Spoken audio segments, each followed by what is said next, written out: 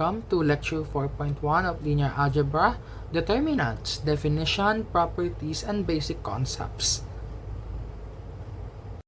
By the end of this discussion, you should be able to learn how to find the determinant of an n by n matrix with n is greater than 1, find the determinant of a triangular matrix, and learn the theorems on the determinants of a matrix. The determinant of a real-valued square matrix A is a number associated to it using a given rule. Okay, take note by definition, the determinant is only exclusive for square matrix. Meaning to say, kapag halimbawa rectangular yung matrix natin like 1 by 3, 4 by 2, walang mga determinants yan. Okay. Even 1 by 1 matrix, we are not going to use this as an example. So we are just going to be concerned with square matrices whose dimensions are 2 by 2, 3 by 3, 4 by 4, and so on. The notation for the determinant is, suppose that we are given here matrix A,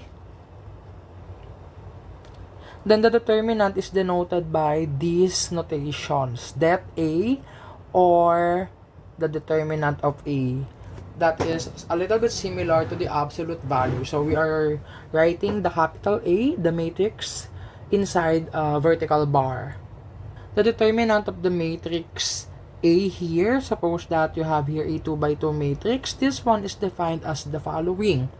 The determinant of A, we have this one, so we are going to multiply this and then minus the product of this one.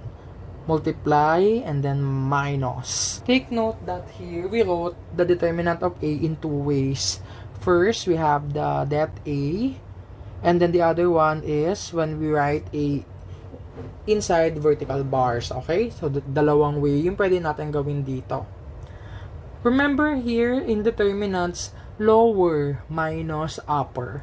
So, you are going to multiply the elements sa lower diagonals and then ima-minus natin sa upper diagonals. The same definition applies for 3 by 3 matrices and so on. But, kapag halimbawa, greater than 3 na yung ating number of rows and columns, it would be difficult to do so. In this lecture, we are going to solve for 2 by 2 and 3 by 3 matrices only. Find the determinant of the given matrix A if A contains 3, -1, 4, and 2. Okay. So, therefore, that A or the determinant of A is equal to, we are just going to rewrite the entries of the matrix inside the vertical bars. Okay? Huwag kayong basta-basta didiretso dito na mag-i-equal ha. Mamaya ganyan yung gawin nyo. This is wrong. So you should rewrite first the matrix in the determinant form. Okay, after that, we are going to show the multiplication of the entries. Okay, lower, we have 3 times 2, 6, and then minus upper, 4 times -1. Okay, be careful with the sign. You have 6 plus 4 equals 10. So this is our answer. Example 2. Find the determinant of the given matrix. Okay, just like what we did earlier, we have, dito naman ang gamitin natin, that A. The determinant of A is equal to, okay, let us just write this. Be careful also in rewriting. Make sure that you write ample space in between the entries. Okay, take note that we are going to use a lower minus upper here. Okay, but let's see first. I'm going to highlight the lower diagonals. Take note that the goal of the determinant is to multiply each entry to the other. Okay, makikita nyo dito na kapag nag-drawing tayo ng diagonal, bitin. Okay? Itong dalawang diagonals na kulay yellow, kulang yung kanilang pagmamultiplyan. So, what are we going to do here? We are going to copy the first 2 columns of the given matrix. Para mamumultiply natin, mabubuo natin yung diagonals. Okay? Yan. I will write these as the following. Okay. For the lower, I'm going to write here L. This is only optional. Discarte nyo na lang yan kung paano nyo ipapakita. Okay, I'm just going to write here L for the lower diagonals. 2 times 2 times negative 5, that is negative 20. 3 times, negative 3 times 3 times negative 1, you have positive 9.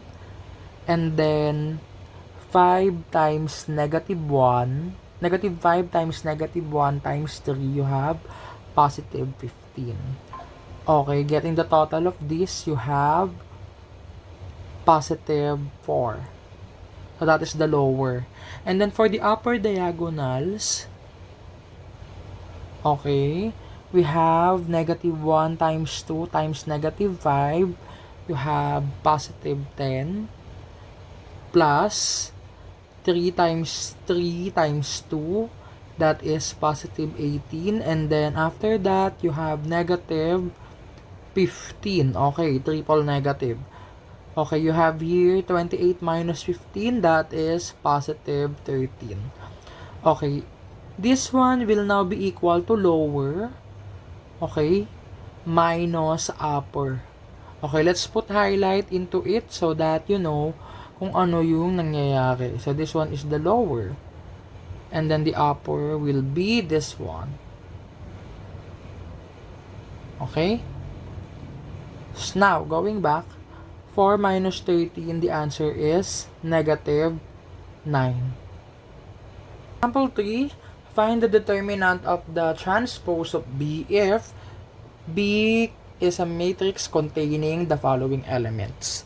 Okay, the first thing that we're going to do is to get the transpose first. If B is this matrix, then the transpose is this one. So, interchanging the rows and columns or vice versa, you have 4, 4, 1, negative 1, 3, 0, 2, 4, 2. Okay. Now, proceeding with the determinant.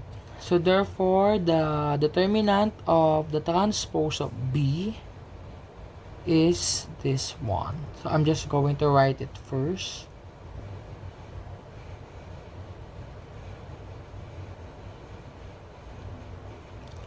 Okay, copying. Take note that I'm copying it using different colors so that you can see that these are just the extension of the solution, okay?